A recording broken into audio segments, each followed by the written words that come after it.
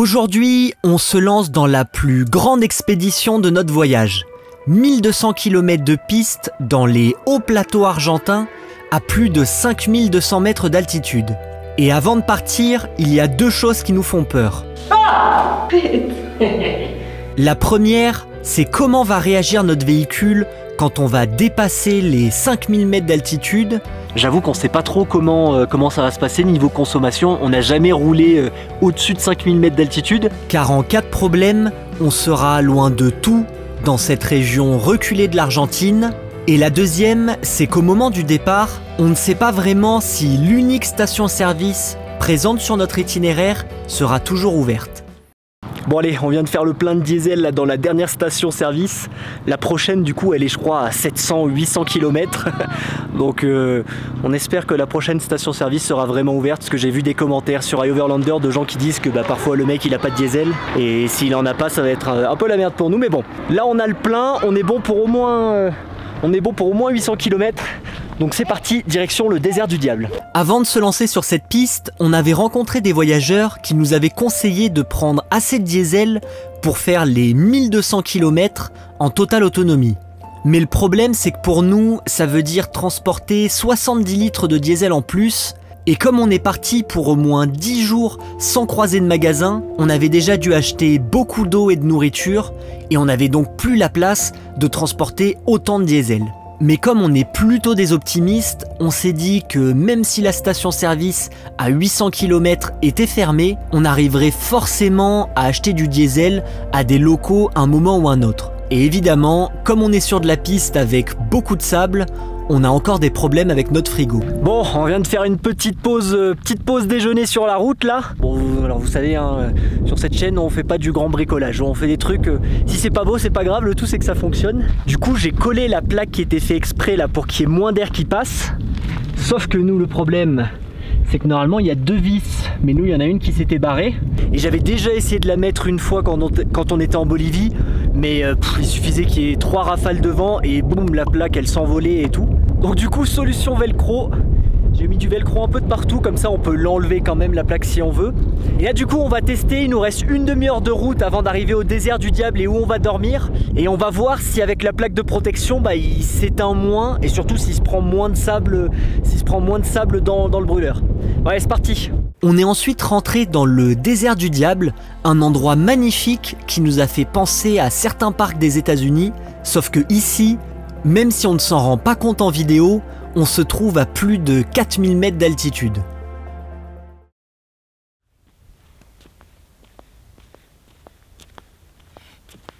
Bon allez, nous on se réveille là.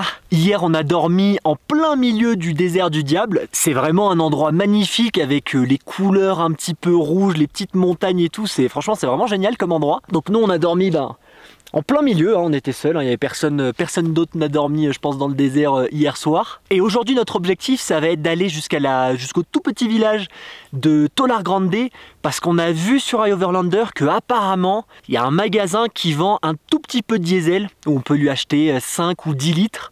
Et on aimerait bien lui acheter quand même un petit peu de diesel parce que comme dans quelques jours on va monter dans une mine à la frontière avec le Chili qui est à 5200 ou 5300 mètres d'altitude. J'avoue qu'on ne sait pas trop comment ça va se passer niveau consommation. On n'a jamais roulé au-dessus de 5000 mètres d'altitude. Donc on se dit que si on peut acheter 10 litres de diesel, honnêtement je pense qu'on sera tranquille. Enfin on sera tranquille pour arriver jusqu'à cette potentielle station-service qui peut-être nous dira qu'ils n'ont pas de diesel. Mais bon, ça on verra ça sur le moment. Et si vous vous demandez hier si mon super truc pour réduire le sable qui rentre dans le frigo ça a marché, alors je pense que sur une piste peut-être normale ça marche, mais hier on a roulé dans des endroits où il y avait, j'ai pas filmé malheureusement, mais il y avait tellement de sable rouge qu'à un certain moment, moi quand je regardais dans mon rétro, en fait je voyais rien. Tout le van, toute la voiture, elle était dans un nuage de fumée super épais. On avait carrément de la poussière qui rentrait par les ventilateurs. Donc nous on voyait à l'intérieur du pick-up, il y avait de la poussière qui rentrait par les ventilateurs. Donc autant vous dire que quand on est arrivé hier soir là, le frigo, le brûleur du frigo, il s'était mangé tellement de poussière qu'on a dû repasser un coup de compresseur. Mais bon, là il marche. Donc voilà, allez, objectif Tolar Grande. La fin de la piste dans le désert du diable nous a encore une fois beaucoup fait penser aux USA, et particulièrement à Canyonland. Un enchaînement de virages au milieu de ces roches rouges avec une sensation d'être seul au monde. Bon, l'avantage de conduire avec un drone, c'est que quand il y a deux chemins et tu sais pas où aller, t'as juste à faire voler le drone. Ah, en fait ça va au même endroit.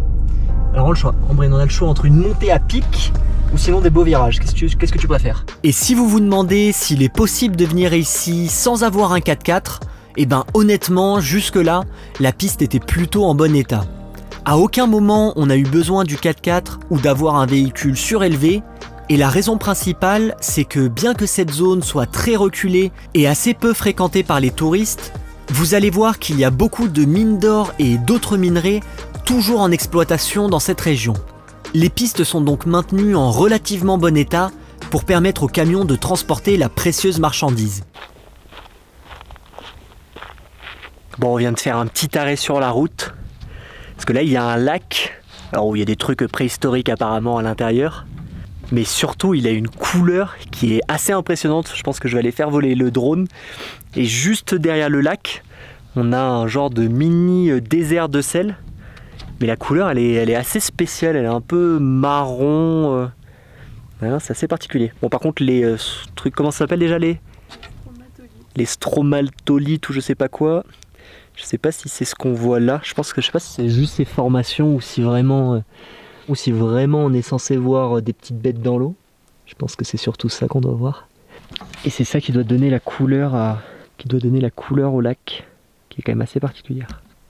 Bon, on vient d'arriver dans le mini village de Tolar Grande. Ah, merde, on est devant un chemin de train là en moyenne. C'est parce que les gens ils passent. Tu penses qu'on passe là? Toi tu dis que c'est la maison bleue du coup? C'est ce qui était écrit. Allons voir ça. Bon, du coup, ce qu'on va faire, c'est qu'on va déjà vider une de nos bouteilles de 10 litres. Comme ça, on pourra il mettra pas 10 litres directement dans le réservoir, mais il mettra dans cette bouteille et on pourra essayer de vérifier si c'est bien du diesel ou pas. Donc, on va déjà vider le nôtre ici. Et ensuite, on va aller voir, on va aller toquer à la maison, mais ça a l'air d'être bien mort quand même. C'est marrant, il y a des trains.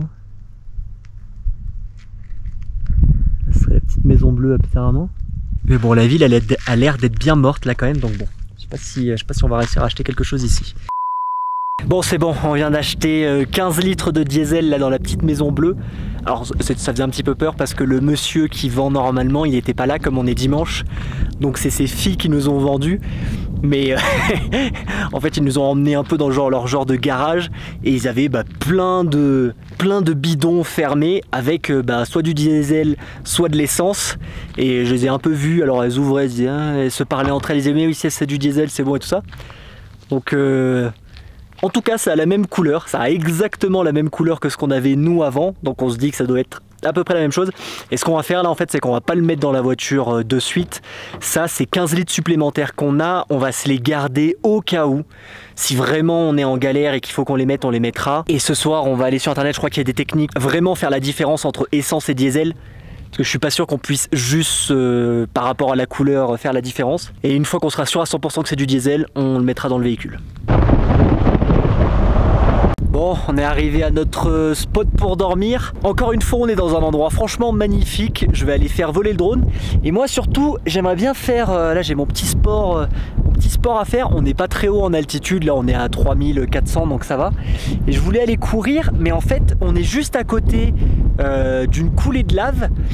Et j'ai l'impression que là-bas, je suis pas sûr, hein. Et en fait, j'ai l'impression que là-bas, si je vais là, il y a peut-être un chemin pour aller courir et autres. Donc ce que je vais faire, c'est qu'il faut que je fasse des plans drone. Donc je vais aller faire voler le drone. Et en même temps, je vais en profiter pour voir s'il n'y a pas un petit chemin au milieu de la coulée de lave. Alors attention Ambrine, le drone s'apprête à décoller.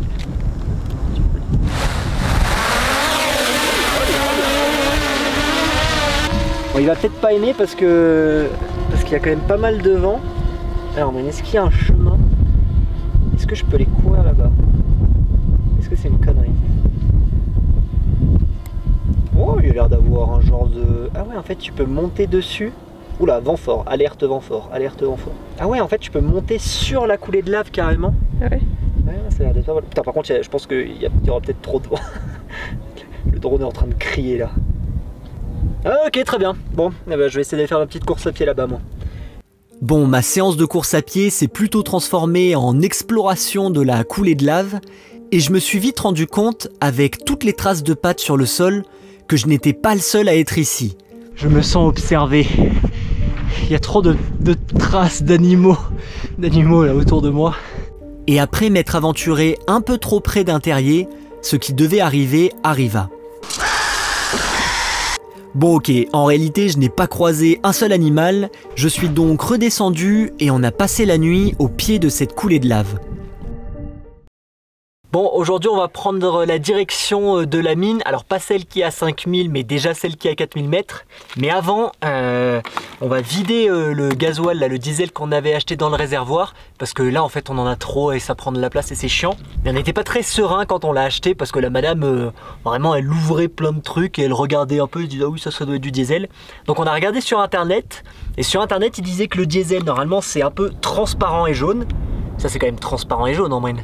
Oui. Je suis un peu daltonien.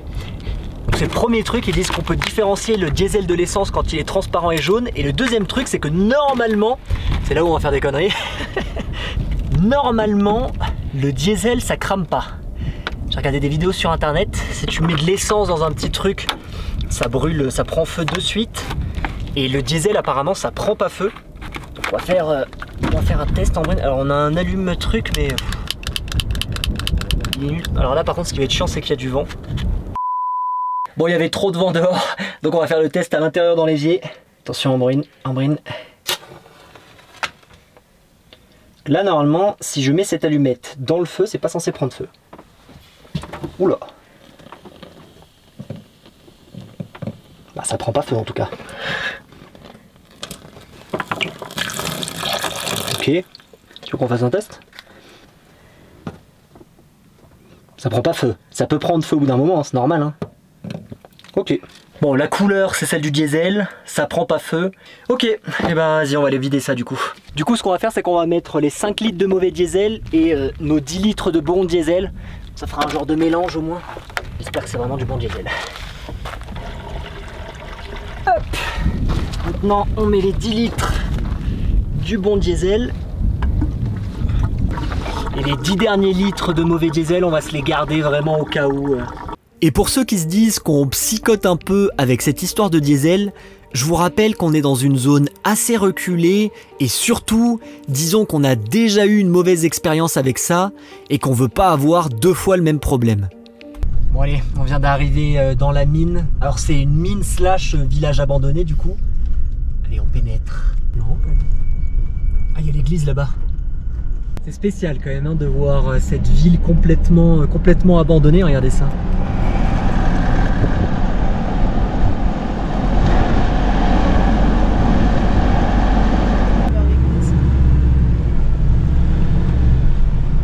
Voilà Ambrine, quelle est ta première impression sur cette ville abandonnée? Bah ça va, c'est pas glauque. Non, c'est pas glauque, c'est vrai. On va faire un petit tour dans l'église du coup. Allez Ambrine, tu passes devant. Bon, c'est une église abandonnée, hein, du coup, évidemment. Et Ambrine disait qu'il y avait plein de souris. C'est particulier, hein. Et je crois que j'avais entendu que les gens qui viennent ici en moto ou en vélo, en fait, ils dorment dans l'église. Il y en a, ils mettent leur tente dans l'église. Ah, mais regarde, il y a des matelas en Ambrine, carrément. Ouais, je disais que tu pouvais trouver des matelas. Ah ouais. Tu peux prendre tes petits matelas si tu veux, carrément. Ah oui, mais il y en a plein, là, vraiment. Le bruit du vent là aussi on entend. Il y a un oiseau. Oh, qu'est-ce? Un piaf. Ce qu'on fait, on essaie d'aller visiter une maison au moins, avant d'aller se poser. Je te laisse pénétrer dans ta nouvelle maison Ambrine. Appartement 34.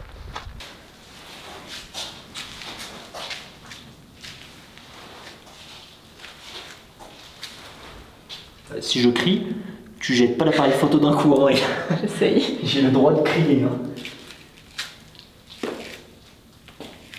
Oh, ah! Arrête. Voilà, tout le monde va entendre ton rire diabolique. Non, mais je pense que les gens, je pense qu'il y en a plein qui viennent foutre leur tente ici aussi. Parce que là, regarde. Est-ce qu'on n'est pas bien, Ambrine? Est-ce que tu t'imagines pas club? Il y a des gens en voiture, il y a plein de gens, je pense, en moto là. On essaie de rentrer dans une autre maison. Pour les moins sensibles, vous pourrez essayer de faire un zoom sur l'écran de ce qu'il y a derrière moi. Mais cet endroit, il est connu aussi parce qu'il y a beaucoup de voyageurs qui essayent de trouver le... C'est un chien du coup? C'est un renard. Ouais, qui essayent de trouver le renard pétrifié. Et là, on l'a trouvé. Mais par contre, c'est-à-dire qu'il y a des gens qui l'ont changé de place parce que normalement, il est à l'intérieur d'une maison. Donc c'est-à-dire qu'il y a quelqu'un qui l'a changé de place. C'est pas bien. Qu'est-ce que tu vas faire, Ambrine, maintenant? Tu crois qu'on a le droit de rentrer à l'intérieur de la mine? Ouais, non, vraiment sympa à faire ce petit arrêt dans la mine. Donc là maintenant notre objectif, Ambrine. Où est-ce qu'on va poser notre van? Sur un endroit bien. Ouais, je pense qu'on va aller se mettre en bas là où il y a la mine.